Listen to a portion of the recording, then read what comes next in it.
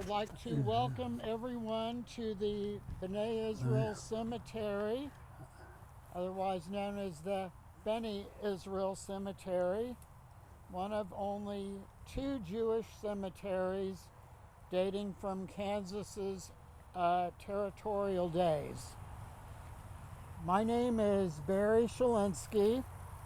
I'm a longtime Lawrence resident and community volunteer. One of the many hats that I wear is that of Cemetery Committee Chair for the Lawrence Jewish Community Congregation. Before we start our program, I just wish to offer gratitude.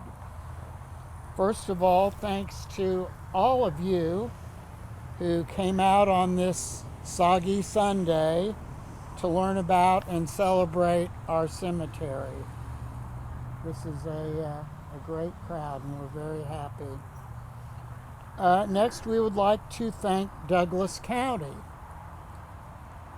The Douglas County Natural and Cultural Grant Program provides funding to local organizations to support a variety of natural and cultural conservation projects across the county.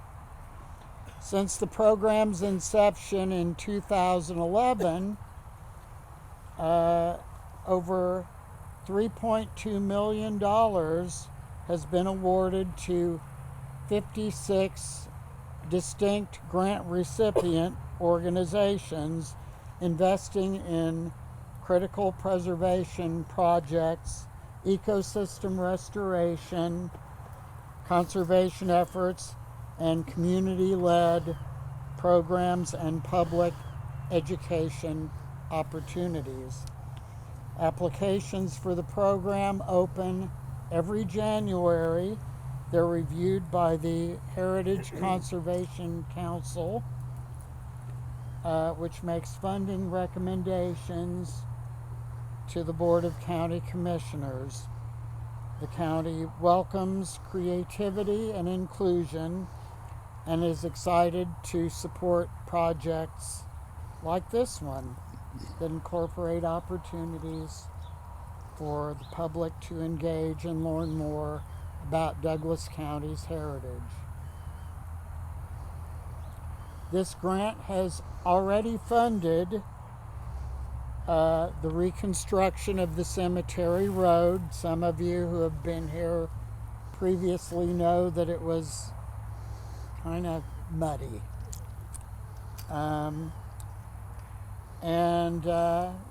We have already completed the leveling of several monuments that were pretty cattywampus. Local stone artist Carl Ramberg is currently working on restoring 2 tablet monuments. On the way in, on our fence, you might have noticed prototypes of some identifying and directional signage, which will be purchased with the grant. We will also be installing educational and interpretive signage, as well as a National Register marker. Finally, there is an educational component to the grant, which is why we are here today. I'd like to thank Caitlin Emerlon, who administers the grant for the county, the members of the Heritage Conservation Council, who do the hard work of reviewing the grants and deciding what gets funded, and the county commissioners, who understand the importance of this program and have consistently funded it for over a decade. I would also like to recognize Ben Terwilliger and the Eudora Community Museum for their long-standing friendship and collaboration. Thanks to Robin Rosenberg, our synagogue president, who had the vision to encourage the cemetery committee to pursue this grant opportunity, to my fellow committee members, Ann Schulman and Neil Schanberg, for their dedication to maintaining this cemetery, and to Gigi Waba, who has done the heavy lifting of writing and administering the grant. Finally, it is my honor now to introduce our speaker and tour guide for today. Dr. David Katzman is Professor Emeritus at the University of Kansas in the fields of American Studies and Jewish Studies. He is an expert on the histories of various ethnic minority groups, including Jewish communities in Kansas and the Midwest, and has authored dozens of academic publications. Professor Katzman was instrumental in researching and writing the National Register nomination for this cemetery. Professor Katzman and his wife Sharon have been active members of the Lawrence Jewish Community Congregation for about 55 years, and I've been honored with their friendship for over 3 decades. I'm pleased to present Dr. David Katzman. Thank you, Barry. I'm going to have some questions, but let me start off first by explaining the name of the cemetery. Beni Yisroel, or Israel, is really the German transliteration from Hebrew into English of Bnei Yisroel, the children of Israel. And so there are some synagogues in Ohio and other places which continue to use the name Beni Israel, using that German formation.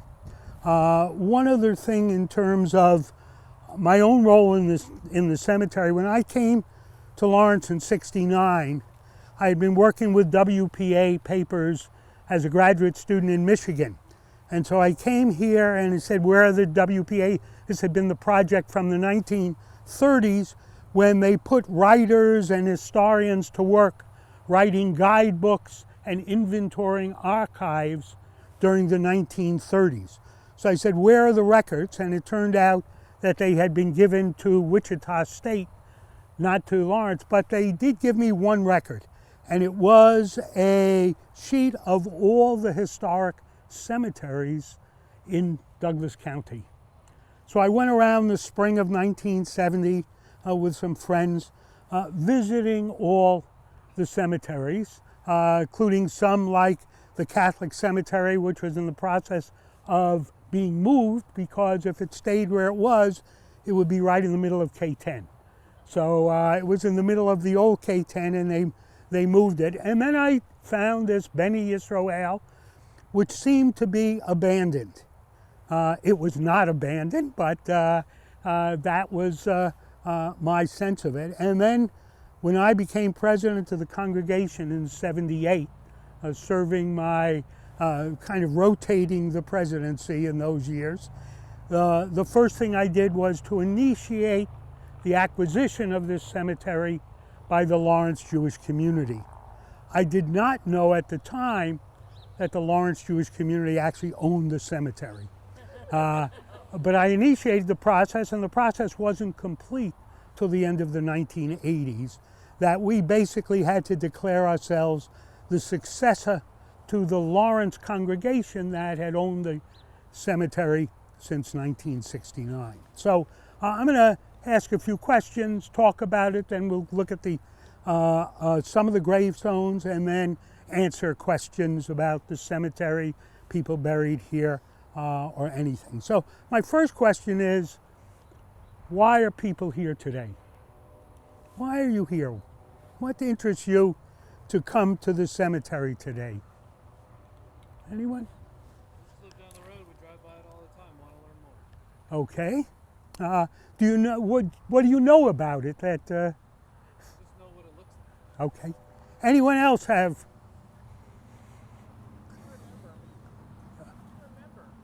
To remember what? Or who? Anybody and everybody. But I assume associated with Lawrence. Right? This is the Lawrence now Jewish Community Cemetery. And I assume most of you are here because of that. So the next question is, if we want to remember and learn more about the history of the Lawrence Jewish community, what are we doing in Eudora? Why are we in Eudora and not Lawrence? Right, so part of it has to do with the settlement of Eudora.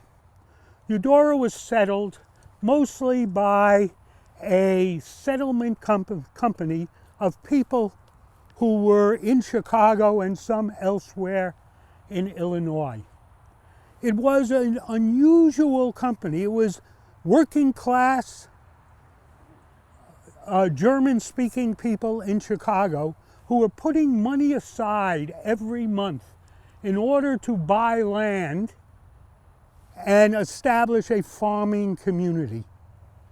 And it took them 2 or 3 years to get enough money, and they sent a scout out, and this land was available because it was owned by a member of the Shawnee tribe, Pascal Fish.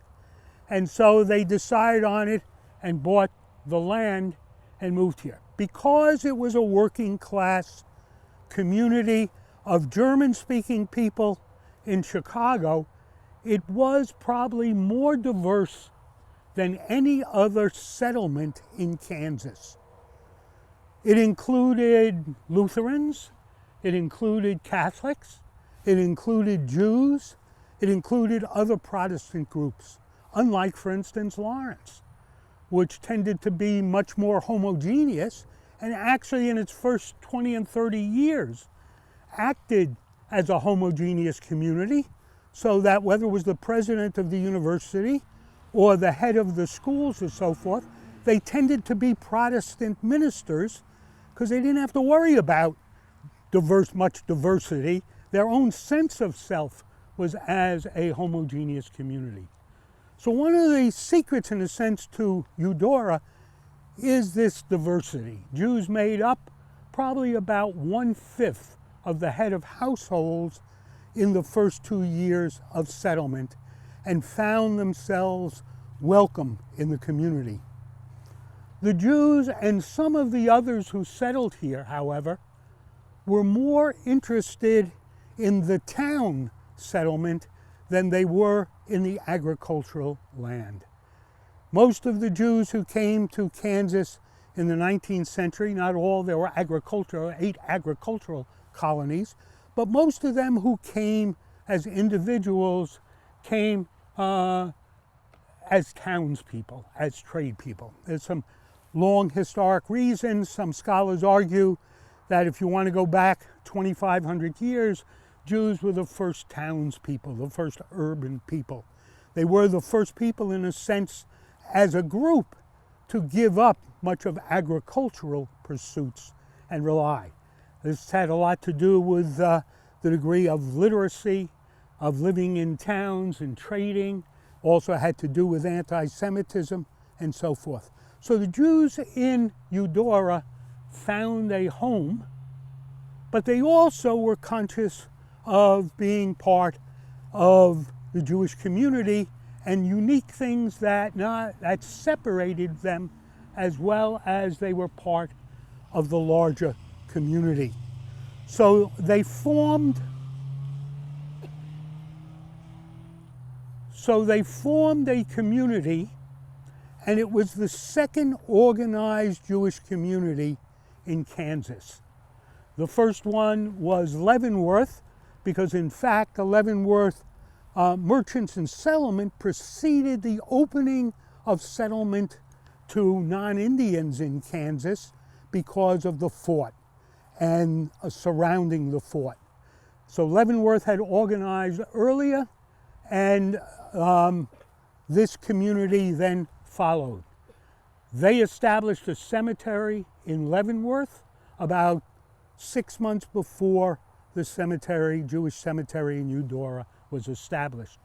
The cemetery in Leavenworth, I encourage all of you to visit it. There are about 700 graves in that cemetery. It's a much more of an active one, though it is really administered by the trust company of a bank, because there no longer is a Jewish community in Leavenworth. So there's a certain irony that this cemetery has again become active. Ways we can measure the degree that Jews found a home, at least for a brief period of time, in Eudora was in 1858, when the Eudora city government was organized. Abraham Summerfield was elected to the city council. At the same time, David Block in Leavenworth was elected to the city council. So Block and Summerfield were the first Jews in Kansas to be elected to office. Anyone recognize the Summerfield name? Yeah. So Abraham Summerfield, his son Marcus was the first Jewish professor at KU. And Summerfield Hall was named after Abraham's grandson, Solon Herb Summerfield. So the Summerfields had come here, and I'll get to where Abraham is buried. So Jews were elected to the first city council, and then when Abraham Summerfield resigned from the city council, Adolphus Erb was elected to the city council, and the Erbs were part of this. Marcus Summerfield is to marry into the Erb family, and the Erbs and the Summerfields would be connected in family, in relations, and in business for the next century. The Erbs, so out of this small town in Eudora, small Jewish town, one of the Summerfield sons, Elias, would be by the 1880s a millionaire. And one of the Erb sons, both of them, Elias had lived in Eudora and Newman Erb had lived in Eudora.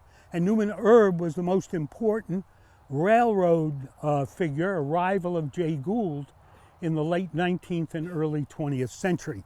He was president at one time of about 20 railroads, short times, and some of those railroads were actually ferry companies, like the Ann Arbor Railroad was really a Lake Michigan ferry company rather than really being important as a railroad.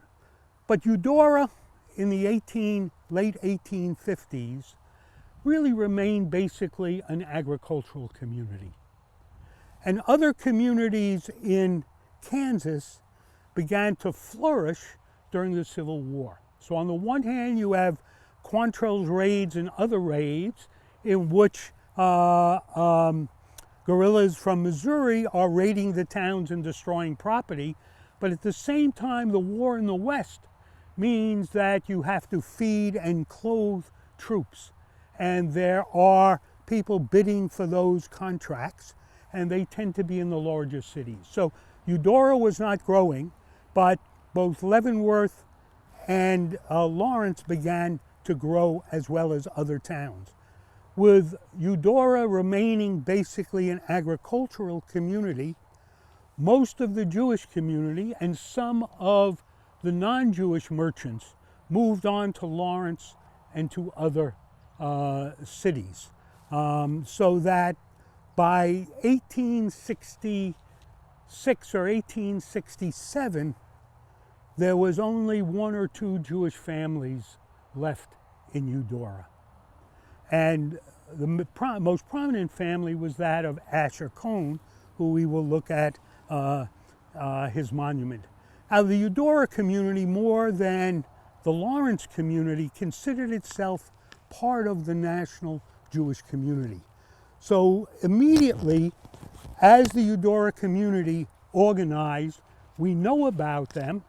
because they reported on their activities and presence in national Jewish newspapers, specifically Die Deborah, which was a German language newspaper affiliated with the Israelite, which was Rabbi Wise publishing a national weekly from Cincinnati, Ohio. So that more than any other community in Kansas at the time, they saw themselves as part of this national community. By 1867 or 68, most of the Jews had moved on. Some of them, probably a majority, moved to Lawrence. Some of them went out further west as both the mountain states were opening up and California, seeking where they could be merchants. One of the attractions of Eudora and why few of them moved on to Leavenworth, Leavenworth at the time was the largest city in Kansas and the major city.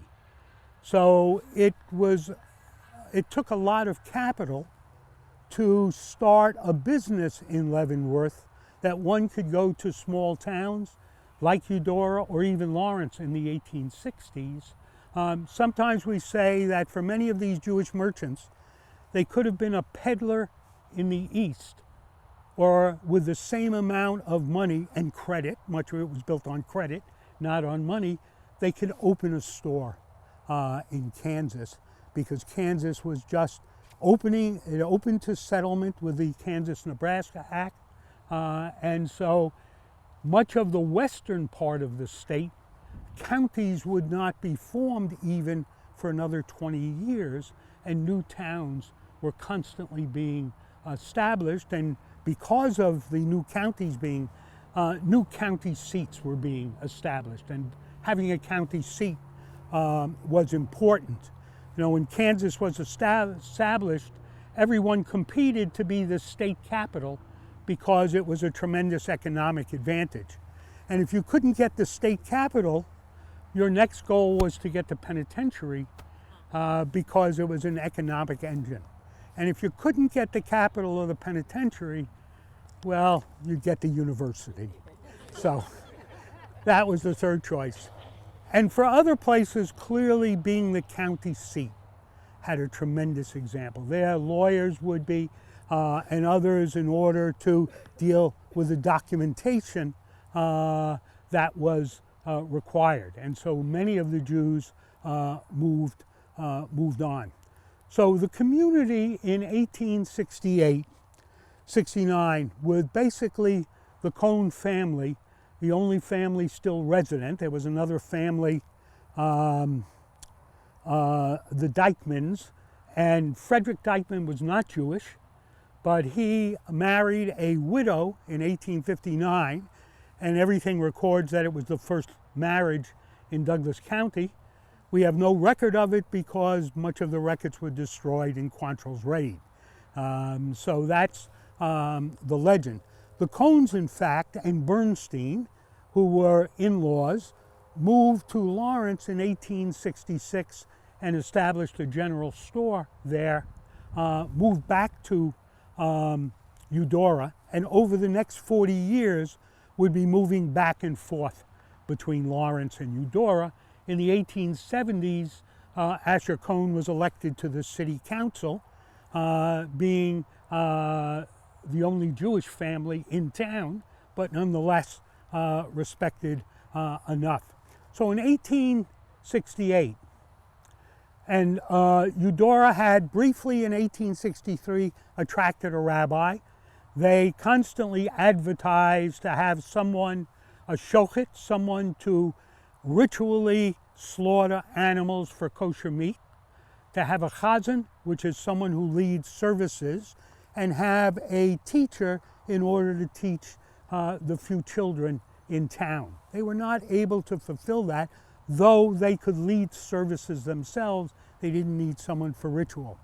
But by 1867 and 68, only the Cohn family was left.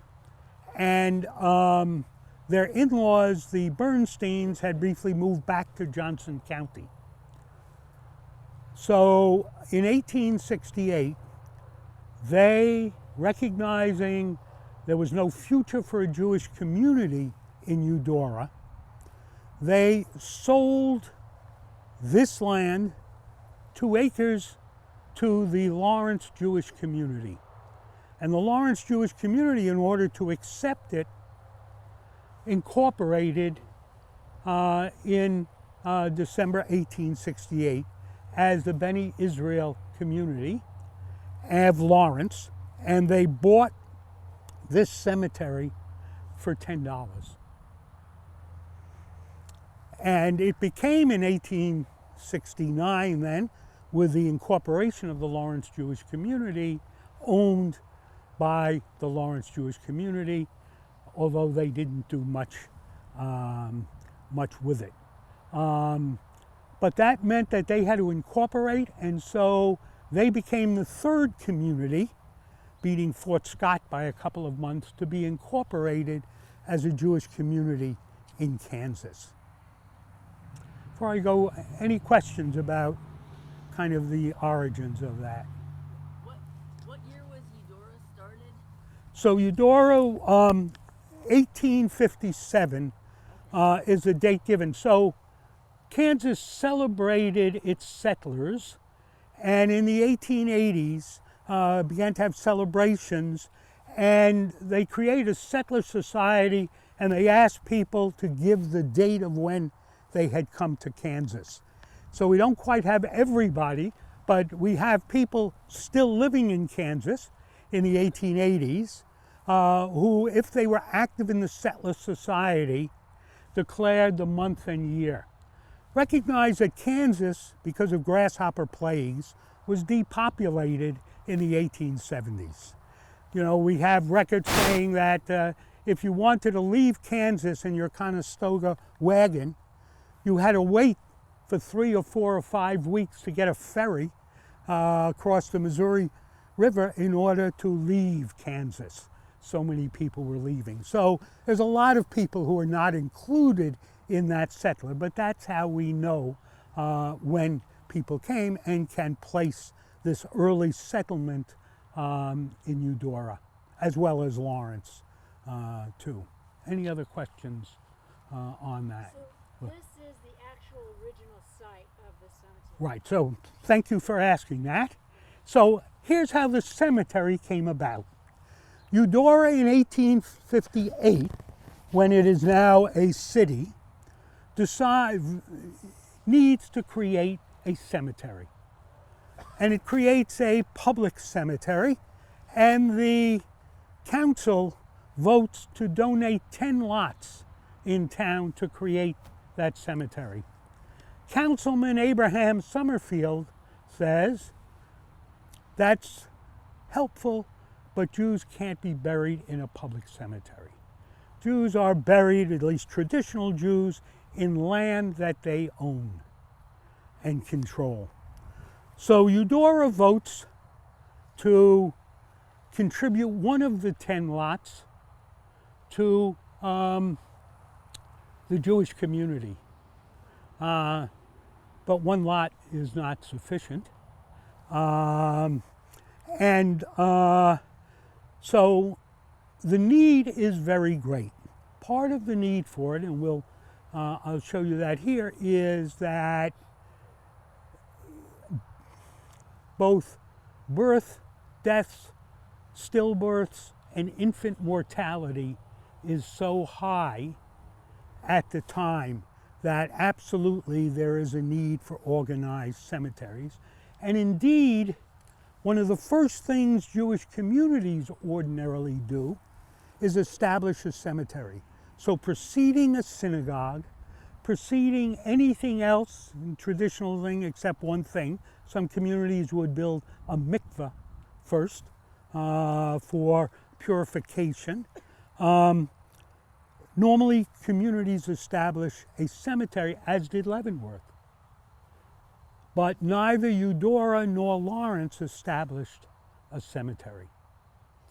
So what created this cemetery is that the Cohns, Asher Cohn and Bernsteins, who were in-laws, were both speculating in land as well as running stores, both in Lawrence and in Eudora.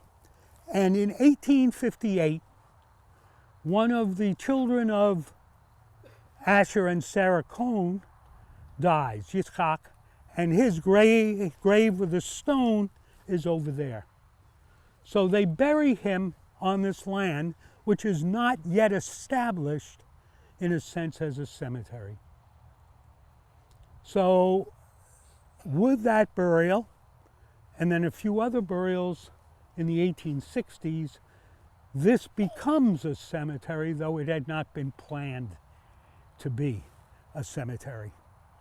And so they own 2 acres of land, which they transferred to Lawrence in 1869, but we know they basically used less than a half acre of that land.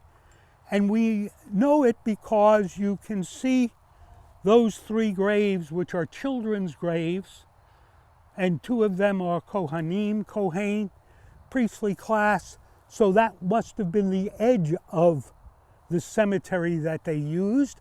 And Asher Cohn's and the Cohn's monuments here reflect that also must have been, because traditionally Kohanim, descendants of the priestly class, are forbidden to enter a cemetery.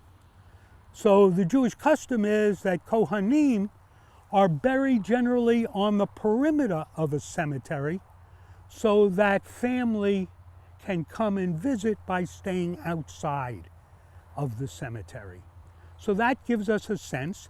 And so this 1/4 acre remained the Eudora Cemetery and was used. The last burial in the pre-World War II period was in 1928. And basically it was the 1/4 acre, and twice the community, Lawrence, lost possession of the other 1.5 acres because it was used by the farmer across the way, Carol Gerstenberg, who was happy twice to sell it back to the community.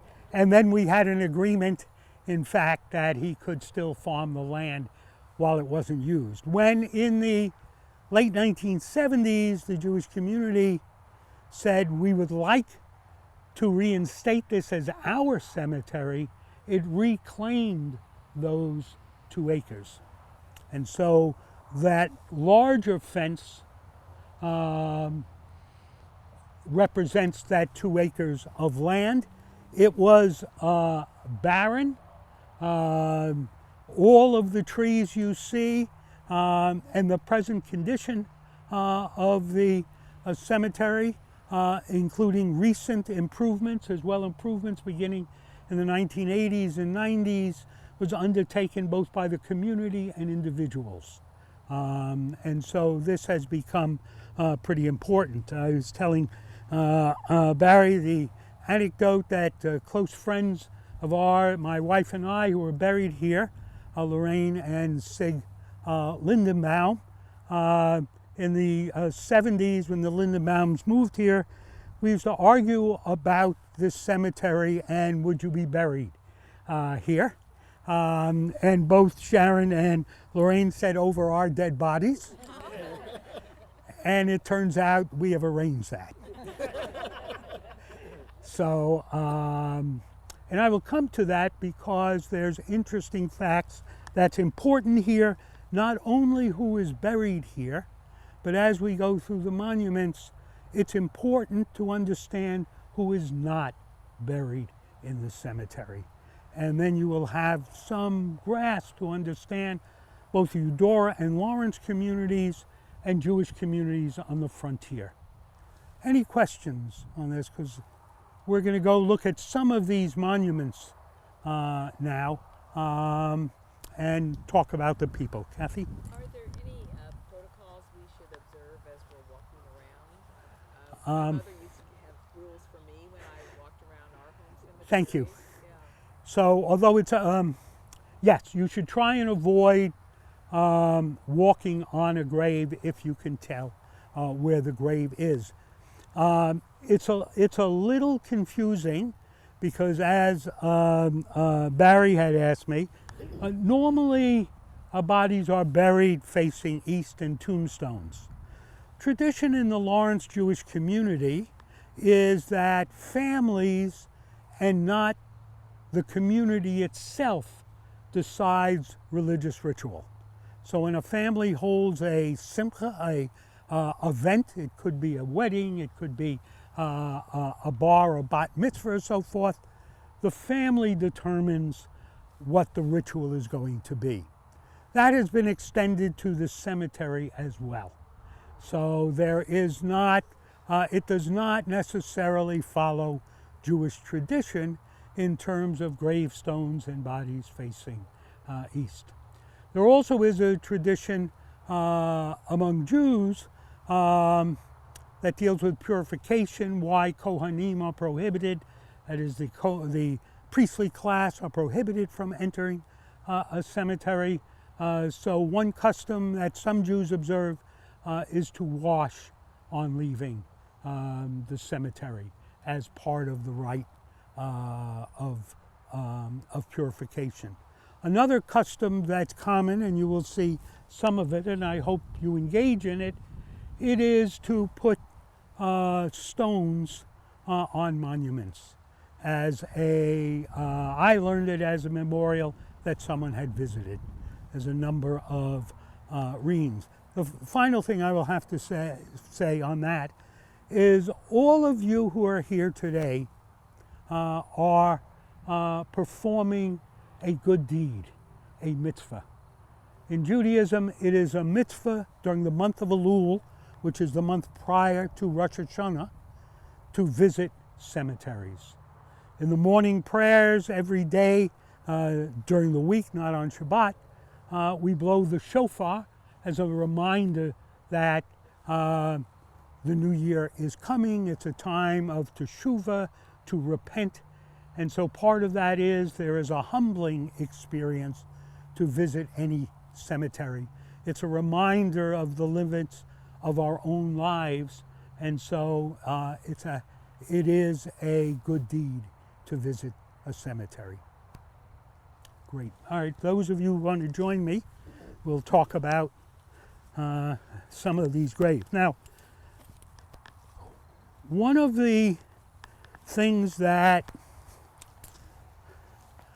so there were 28 graves that we know of, and I'll explain that in a few minutes, that were buried here pre-World War II.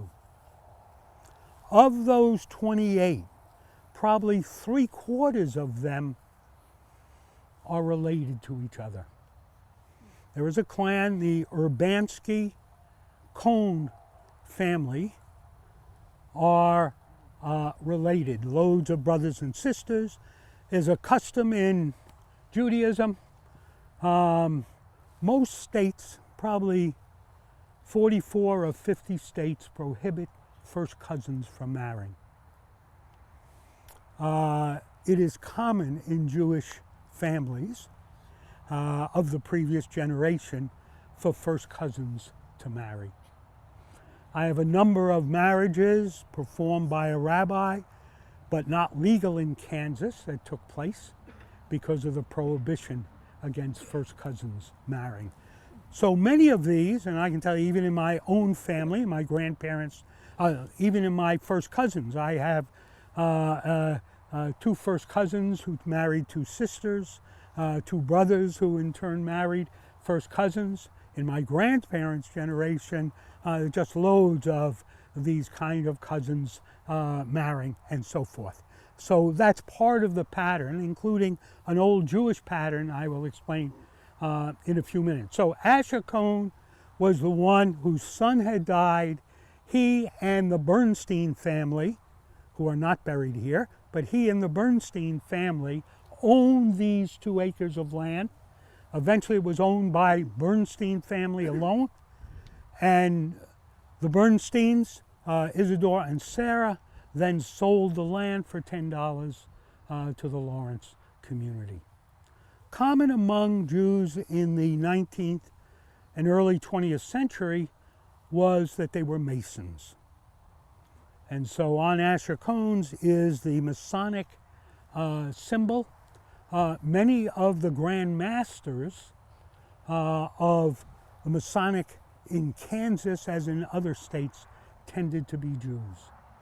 A lot of things about you, some of you may know from your history, that the Republican Party, the first political convention in the United States was held by the anti-Masonic Party.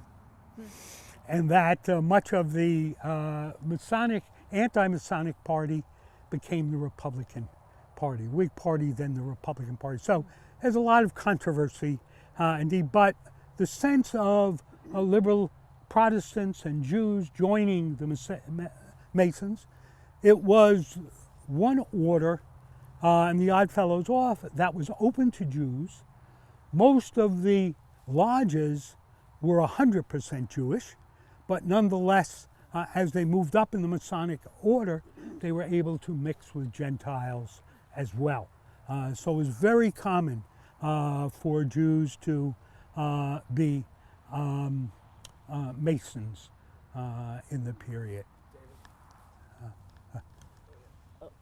Go ahead. Okay, I noticed that the Douglas County Courthouse says on the cornerstone on one side 1903 and on the other side AL 5903. And I think it's Masonic. Do you know anything about that? Well, so the degree to which people accepted the biblical origins of the world was an attempt to then count the years since the creation of the earth. So the Masons do it one way, Jewish year is another, and various sects and so forth attempt to do that. So to put that on the courthouse, does that mean Lawrence was run by Freemasons? Well, if you notice where the Masonic Temple is, its size, and on Massachusetts Street, that was one of the objections to the Masons. They tended to be middle class. They tended to be successful business people in town, and building temples like that in the heart of town was like rubbing the nose of the town. So that was part of the degree that there was an anti-Masonic movement, is that it represented this group of elites in town, and they had no compunction about throwing their weight around. So absolutely, that Kansas, Lawrence, is among the best examples of the lack of humility of Masons. Thank you. It was, yeah. David, what I was going to ask you is, since Asher's buried here and the kids are over there, this is the edge of the Jewish cemetery at that point. Right. Even though there are so many burials that are out. So what you have here a few burials then, so this could be on the outer perimeter, right. Well, so people were not buried exactly. We assume, the way people measured things, that it was a straight line. So there is, and then the newer graves are really those are the newer ones. right. Those are right. So these are here. So we assume that ashes was on the side. Sorry, no, Yeah. I just want to point out for anybody that is looking from this angle, you see a pair of hands on the back of the monument. And on the graves of the priestly class, the Kohanim, you will often see hands which they would use to do the blessing. They are Spock hands. Spock Leonard Nimoy actually peeked at the people in the synagogue doing the blessings, and that's where he He's actually a Cohen. He changed his name. I don't know that he was. Yeah. But I read it was he was a He Cohen. might have been, but And anyway. so in Orthodox shuls today, on the holidays, the Kohanim in the shul are invited up to the bima, the stage where it's at. They take off their shoes, They go up on the bema, they cover themselves with their prayer shawl, the tallis, and they provide a blessing for the congregation and use that spread of hands when they do it. And again, in an Orthodox congregation, the congregation is supposed to avert their eyes from looking at the Kohanim. And it's the priestly blessing which is pronounced daily in the synagogue and is widely used. So thanks very much, Barry. Move now to the Urbanskys. So, and behind me is Urbansky. So Aaron Urbansky, related to the Cohns, is credited with laying out the original plan for Eudora.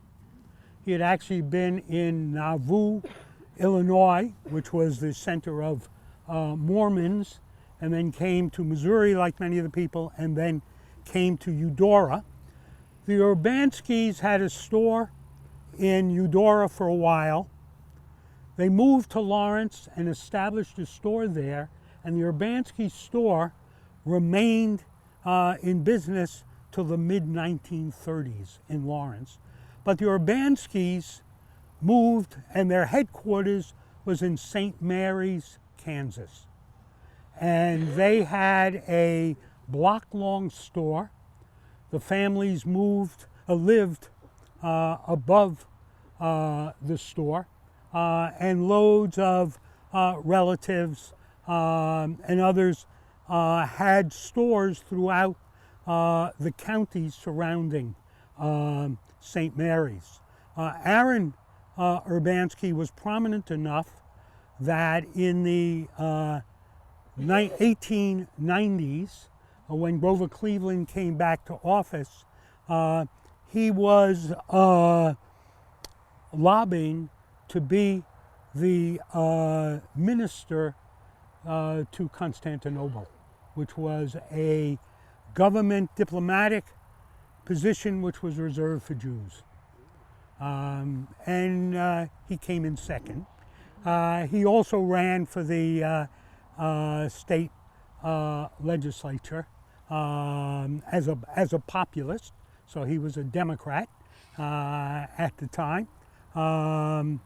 And so many of the graves here are of Urbanskys, or it could be Urbansky with a U, Obansky with an O, and the grave behind me is Aaron Edwards. So the family was also Aaron Edwards. And we don't know how the Edwards and Urbanskys came about, but Edwards and Urbanskys, first cousins including, intermarried over the next two generations. The Edwards mostly settled in South Carolina. And so you had these communities of Urbanskys and Edwards with these young people intermarrying with their cousins. Some living in Kansas and others living in South Carolina. So Aaron Urbansky, and David Urbansky was his father. And Aaron Urbansky had two wives. And his first wife died, I think it was Jenny, and they're all buried here. And he married Jenny's sister. And it was common if your wife died and his sister was unwed, that you would marry the sister. Both of those sisters were Woolmans. Woolman. So Jonas Woolman was one of the first settlers in Leavenworth and was one of the leaders of the community. The Woolmans become important lawyers and financiers in both Kansas City first and then New York. And then the next generation after them, some know as H&R Block. So Henry Woolman Block. So the Woolman sisters are of that Woolman Block family, and had been wives of Aaron Urbanski. David Urbanski is buried here, as is some of the Urbanski. There's a grave from 1926 of Will Urbanski, and he's buried here. Any questions about the Cohns or Urbanskis? Were the Woolmans related to those Woolmans on the Yes. edge? Yes. Are a That's the modern woman. burial? Right, so those are, oh, I see. No. No. Dr. Woolman, though he attended KU, actually was went to Israel in 1939, 1940 as a boy. They just got out, grew up in Israel, came to the United States, went to med school at KU, then came back and headed the student medical center at KU, but not related to the Woolman family. August Stifel, there is here, and there is a nephew of his buried here as a child. Stifel and Ney were liquor merchants in Lawrence and Kansas City. They had the Anheuser-Busch concession, and liquor dealing, like stock trading, were occupations open to Jews in Europe. And so they brought that with them again. David Urbanski is Aaron Urbanski's father. And these stones were replaced in 1951 when B'nai B'rith chapter in Kansas City, quote, discovered the cemetery, thought it abandoned, and unfortunately, they replaced the stones which had been eroded. Kansas winds will do it, but didn't do any grave rubbings or anything, so we don't have those original stones, even pictures of those stones. So they had these replaced. Unfortunately, because, and I'll have to find it, there is some misspelling on the Hebrew, and I will get to it over there. So Samuel Frischman's mother was an Urbanski, and Frischman briefly lived in Eudora and Lawrence, and a nephew of his, like Stifel, a nephew of his, Mitchell Frischman, is buried in our cemetery as well.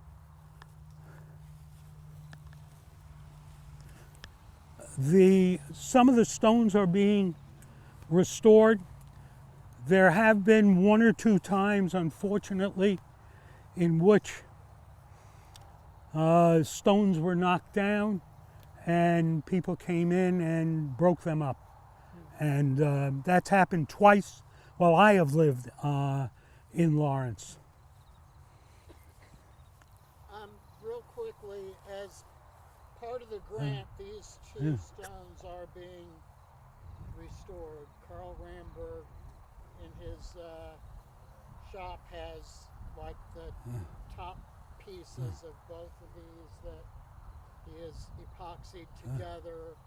He's gonna chip some of the concrete away from the bottom, and they're gonna be put back where they belong. This is one of the stones restored in 1951. Avraham Tzvi Bar Yehuda Levi. So this was a child, Charles Levy's son. Charles Levy was one of the trustees of the cemetery when it was given to Lawrence. His son is buried here. but he is not.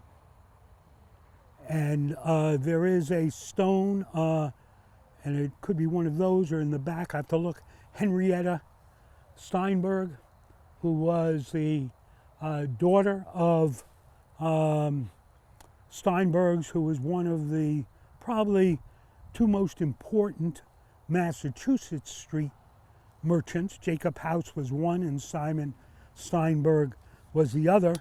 So the daughter died age 1 and was buried here.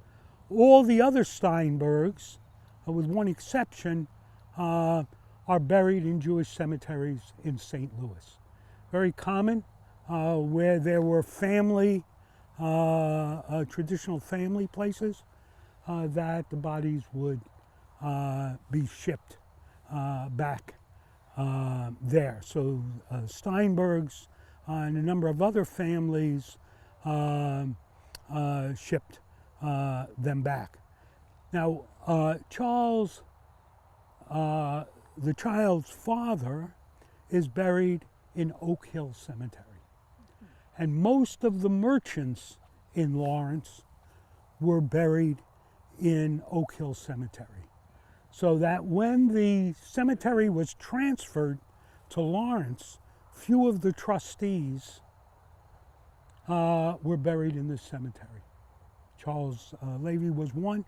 Abraham Summerfield was buried originally in the Leavenworth Jewish Cemetery. When he died in 1880, it was his wish that he be buried there, not here, even though he had played a prominent role. And then about 15 years later, his sons disinterred his body from the Leavenworth Cemetery and moved it back to Oak Hill Cemetery, where the family owns almost an acre of land with very few graves. It took me a while to figure out the puzzle of that, because I had 2 records indicating that Abraham Summerfield was buried twice. And so it took a while. There is a restored stone in the back that says in Hebrew, Katzman, Matzenstein, and the real name is Katzenstein. They confused the Hebrew letter mem with a kaf, but when it was restored in the 1950s, there were not many stone cutters familiar with Hebrew. And so it's understandable that that mistake would be made. Katzenstein, again, was one of the trustees of that, and his brother Simon is buried here, and a nephew is buried here, but other Katzensteins are not. The Katzensteins left, eventually went to Lincoln and then to St. Louis. Simon's wife was Jacob House's wife, and Jacob House's sister married William Bergman, who was another long-time merchant. But all those merchants chose to be buried in Oak Hill. Now there is something we do not know, because we don't have much in contemporary records on them. There is a way that Jews can both meet the requirements of being buried in a Jewish cemetery and yet in a community cemetery. And that is by owning land and defining it as Jewish owned with some demarcation that in a sense makes it a miniature Jewish cemetery. Whether that was the concern of the merchants, we do not know.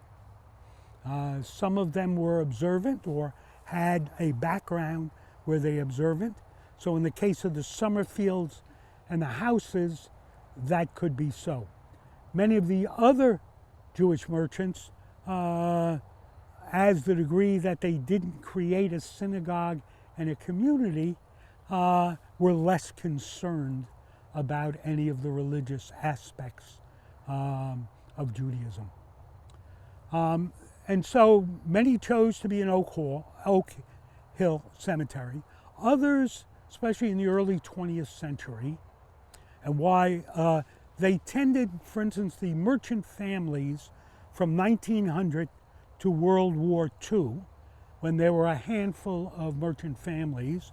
Many of them belonged to synagogues in Topeka or Kansas City, both for burial rights, and two, would take their kids in for Jewish education.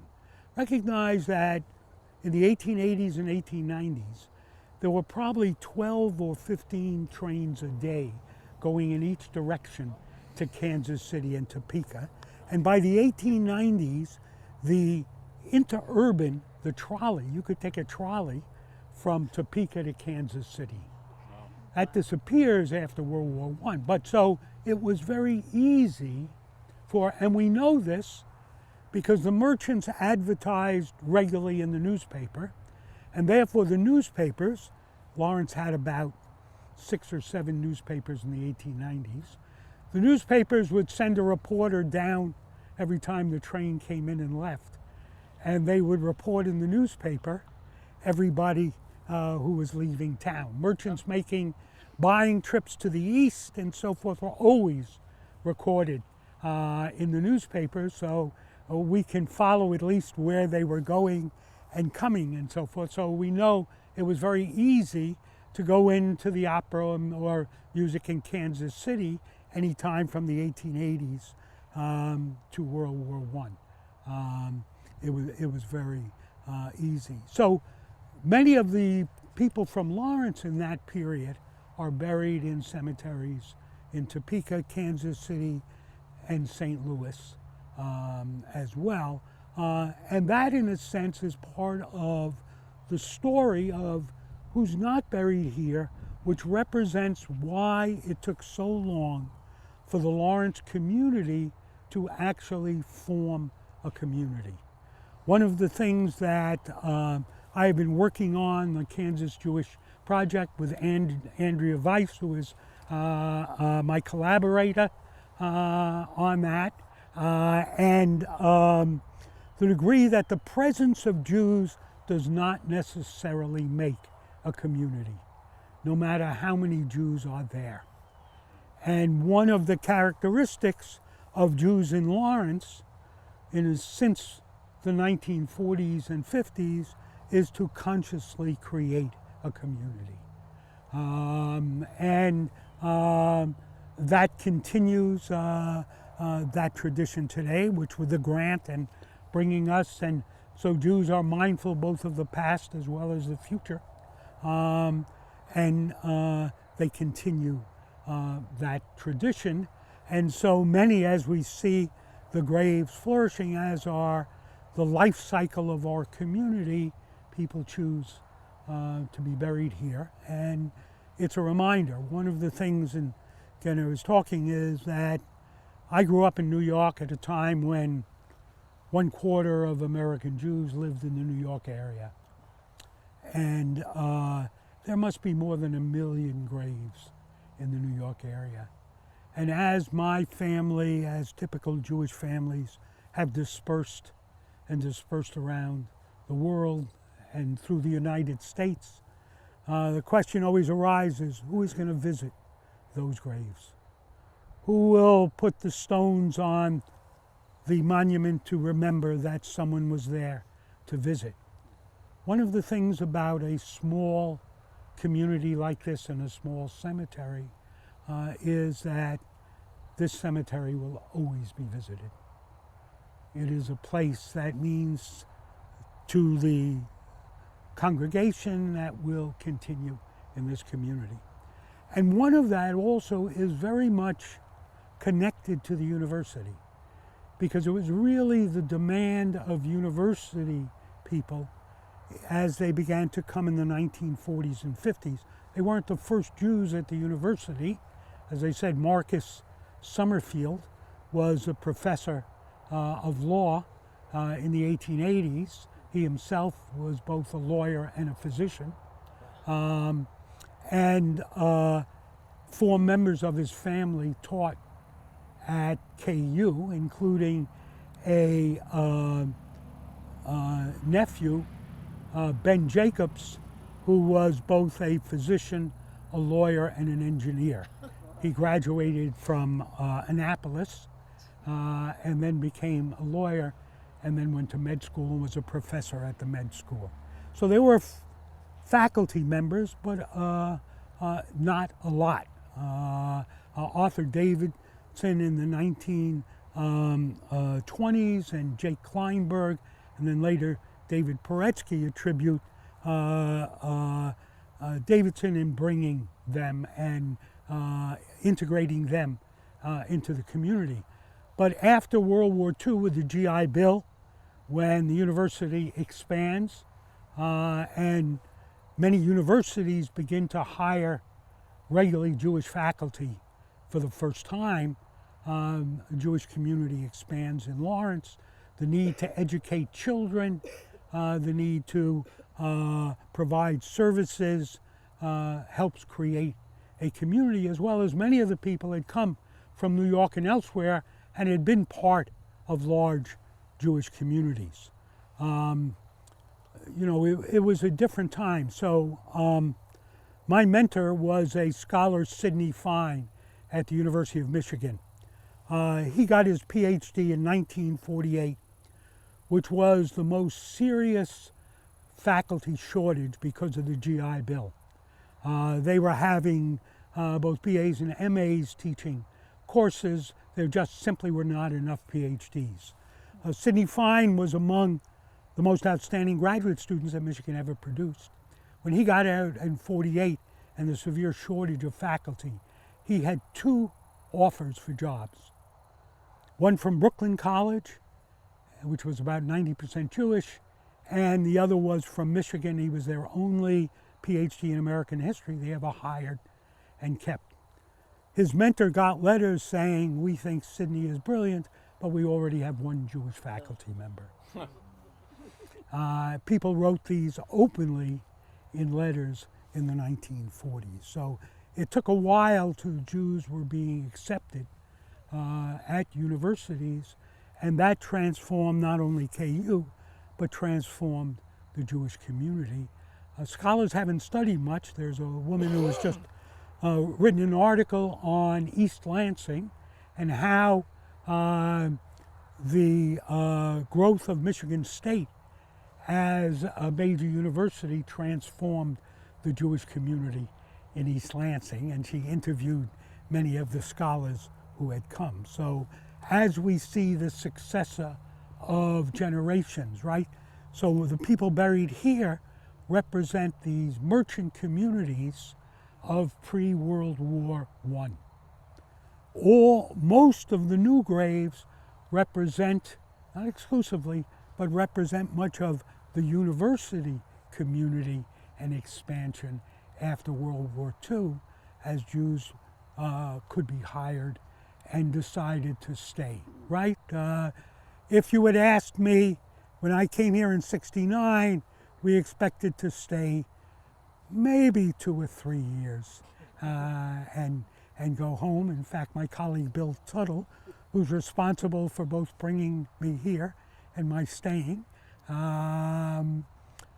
so that was our intention, come here and move on to other places.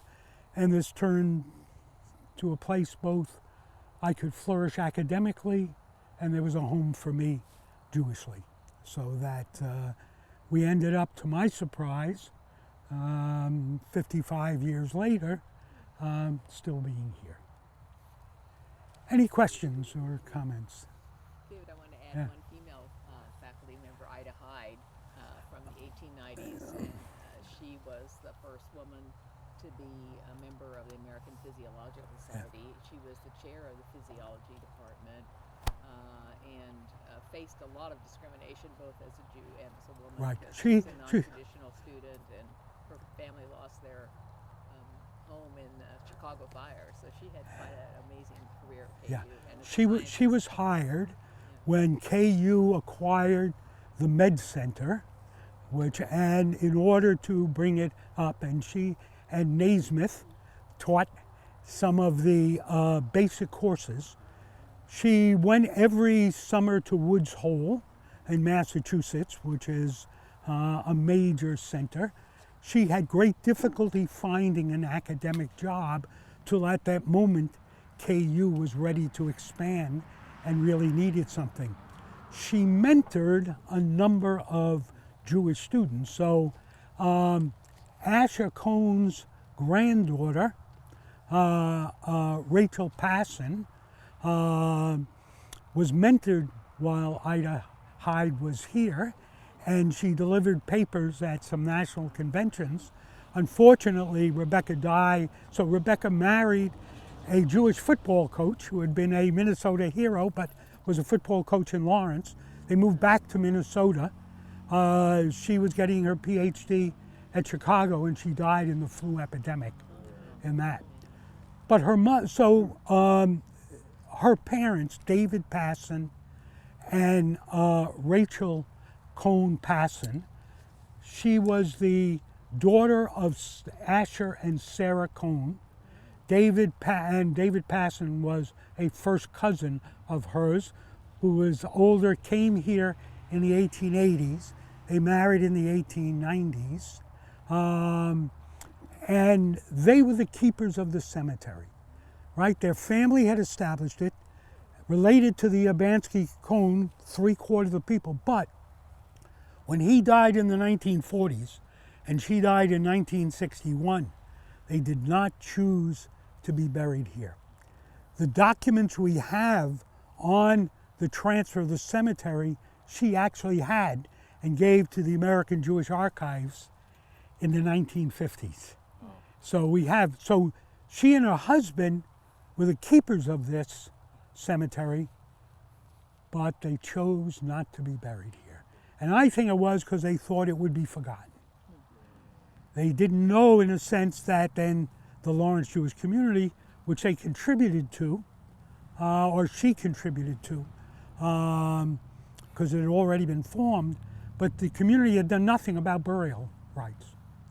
So they chose not to be buried here, and Ida Hyde played a major role in some of the young women, because in the Summerfields, 3 of the 5 who taught at KU were women. And so absolutely, she was really an important, and tremendously important for KU, because there was a major medical report around 1910, and it closed more than half the medical schools in the country because they could not meet the standards. But KU, in taking in the Kansas City Medical School as part of the university and in hiring people like Hyde, then could meet the new standards for medical education. Thanks, Kathy. That's a good reminder. Any other questions or comments? Yeah, there's a word, it's like 5 letters written on many of these stones. Do you know what that means? It's like here. Yeah, right there. Okay, let me. Those 5 letters, but that's on many stones in The yeah. Avraham It's on those, but on multiple. Bayom. It would be here lies Tzvi. I'm not sure of the abbreviation. It's an abbreviation. It's not a word. Here lies is the first 2 letters. And the other Hebrew is she's the daughter of Avraham, V'tova, V'yom. So this was Lorraine Lindenbaum's mother. David, on the corner of a lot of them, it says that Gimel, the 2 letters. Here lies. That's here lies. Yeah, that would be. Pay none. Say it again. Yeah. Barry? Pay none. Yeah. For these 5 letters or these 5 characters? Well, I can't. Yeah, it's an acronym, and but it's it starts here lies, and I'm not sure of the other. I actually have a guide that breaks down the acronyms.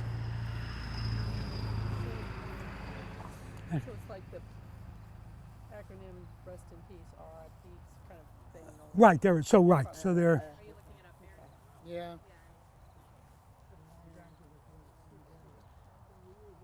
I have another. May their soul be bound in the binding of life. okay. Thank you. Thanks, Barry. Why? What? Why could members of the priestly class not go into cemeteries? And then also, why was there a priestly class? Was there a caste system, like inheritance? A caste system? Right, Like- so, right, anyone who has to go, please. But so the, Yeah, yeah. there are special requirements about people who are descended from the priestly class in terms of purification. Right, so much of Judaism, let us say, there is this binary between clean and unclean.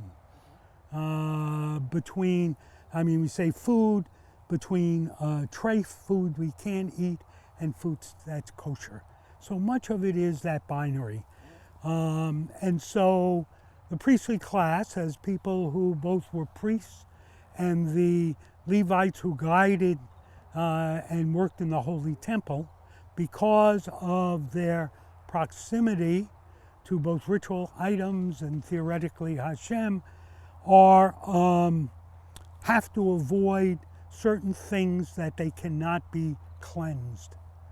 Right? There's a thing about the red heifer and can no longer, so there are certain methods of cleansing that cannot, do not exist in the modern world. And so that's one. So the notion is that a Kohanim, in order to remain pure or clean, should not be visiting a cemetery. Theoretically, my name indicates, thank you, Bill, that I'm a Kohanim. Katzman means Kohanim. But under Jewish law, you cannot assume that you are descended from the priestly class unless it has been carried from father to son and so forth. Since it hasn't been, I cannot do that. My son has been tested, DNA, which I don't place a great emphasis on, but he claims to have the Kohanim gene. So, but under Jewish law, traditional Jewish law, I cannot claim to be a Kohanim, and there are other things. So a Kohanim cannot marry a divorced woman. Right? There are a number of special things that you can say it's both an advantage and a disadvantage to be a Kohanim. Any other questions?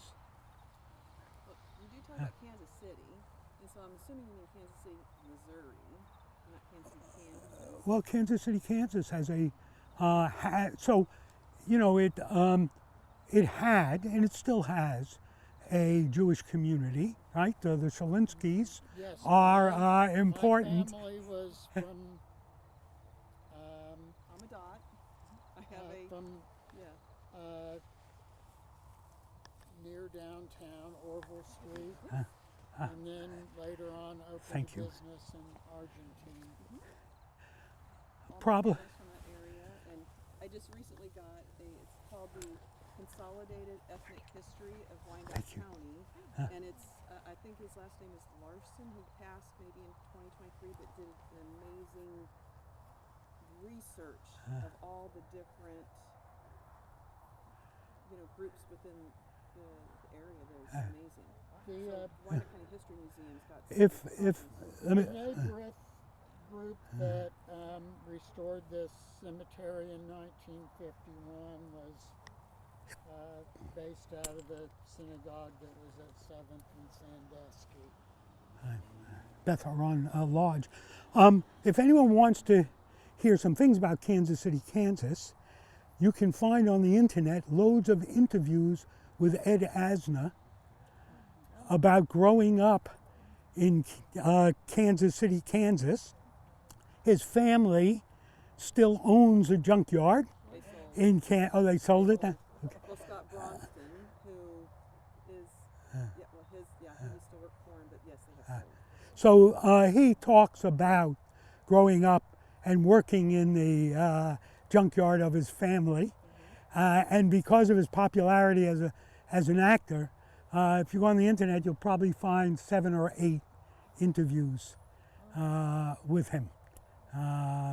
So yes, active, and also because of, you know, as it confused people who don't live in this area, the notion that you can make a left turn and be in Kansas, make a left turn and be in Missouri and vice versa and so forth, the degree that it's hard to tell where it is. And so the Jewish institutions, more or less, were built on the notion of one community, because it was easy for people to take trolleys and other things to get from one community to another.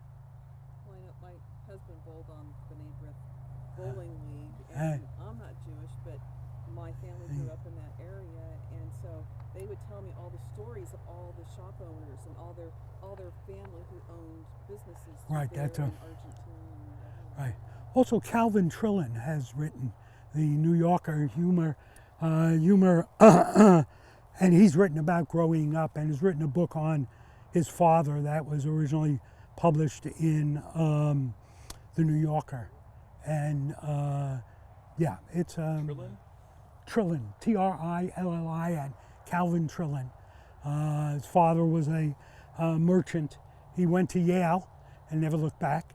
And but he is a humorist and written a number of memoirs that evokes the period of growing up in the 40s and 50s in Kansas City in the Jewish community. So I thank you all for coming and your patience. Thank you. Thank you very much. No, thank you. Wonderful.